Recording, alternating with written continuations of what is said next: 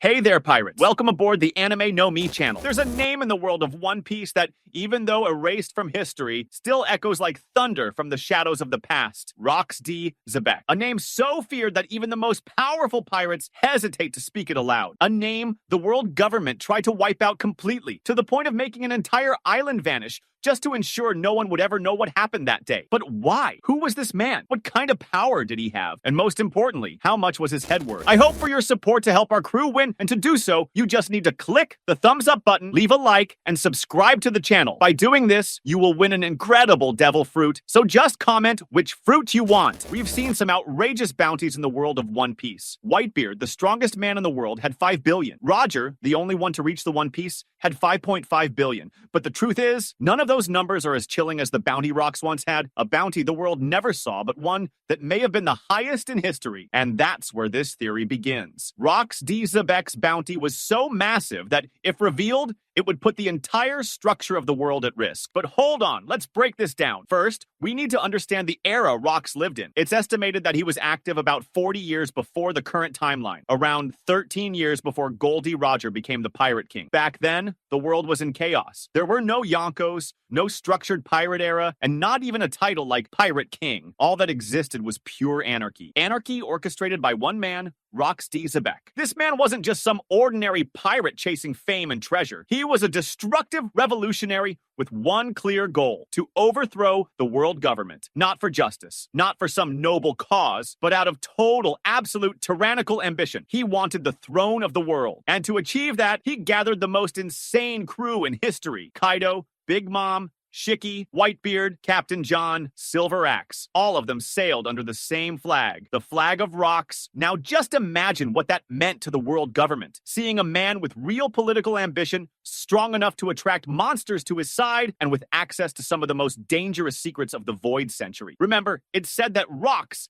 dabbled in forbidden knowledge, likely connected to the true history, the ancient kingdom, the ancient weapons, or maybe even Emu. We know the world government doesn't hand out huge bounties just for physical strength. What they fear most is ideological danger. That's why Dragon, the revolutionary leader, is the most wanted man in the world. He has the highest bounty, not because he's the strongest, but because he could change the world. So if Dragon's bounty is astronomical, just imagine what Rox's head was worth. And here's the key point. We've never seen Rox's bounty. It's never been revealed. It hasn't shown up in any files, any old posters, not even from Sengoku, Garp, or any historian. That alone is a clue. Why hide that information? Why would the world government make Roger's bounty public, but not Rox's? The answer is simple. Rox's bounty is a taboo. It wasn't just erased, it was sealed. It's believed that Rox's bounty exceeded 6 billion berries. That would make him the most highly bountied individual in known history, surpassing all Yonkos, all revolutionaries, all pirates, even kings of dangerous nations. But that number isn't just about money. It represents something far darker: the sheer level of fear the world government had of this man. And it goes even deeper. There's a theory that Rox's bounty wasn't just money. Yes, you heard that right. The government considered his head worth more than just cash. We're talking about power, titles, and prestigious positions. In other words,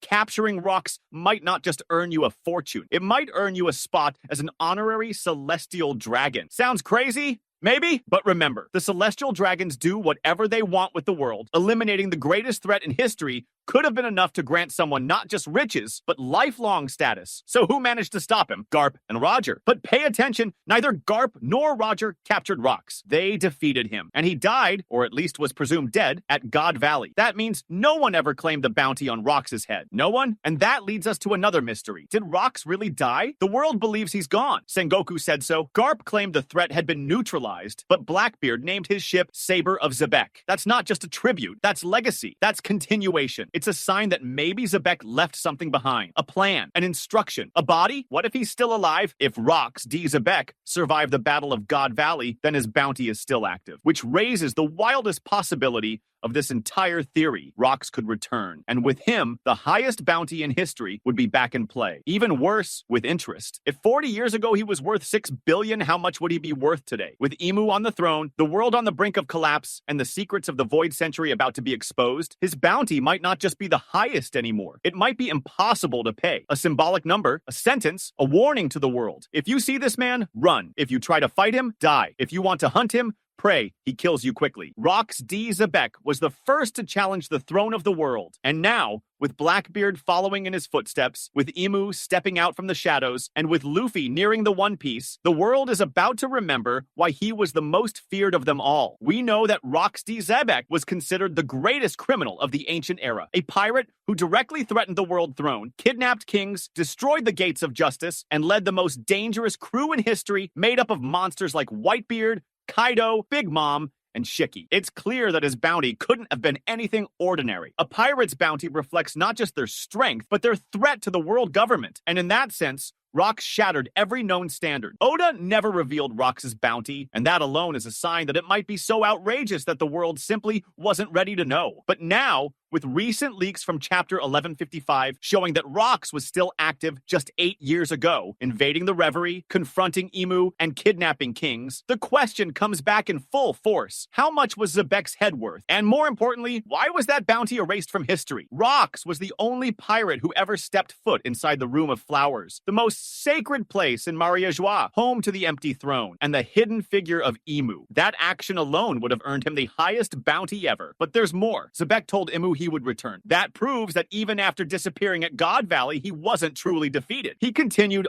operating from the shadows, a ghost from the past that was never fully sealed. And that turns his threat into something even greater, a danger that transcends time itself. If we consider that Gol D. Roger, the Pirate King, had a bounty of 5,564 800,000 berries, and that Whitebeard, the man closest to him, had 5,046,000, then it's plausible that Xebec's bounty surpassed 6 billion, or even reached the 8 billion range, something never seen before. A number so absurd that the government may have erased it from all records, not just out of shame for failing to capture him, but out of fear of what he symbolized, the idea of a true rebellion against the system. And now, with Luffy rising as the new Joy Boy, with Blackbeard carrying Xebec's dark legacy, and with the final war approaching, perhaps the secret behind Rox D. Xebec's true bounty will finally be revealed. Not as a number in marine records, but as a living force that still echoes among the pirates who dare to dream of total freedom. That was today's content. We hope you liked it and want to share your opinion on the subject. Don't forget to share the video, give it a thumbs up, and I'll see you in the next video. Take care and stay amazing.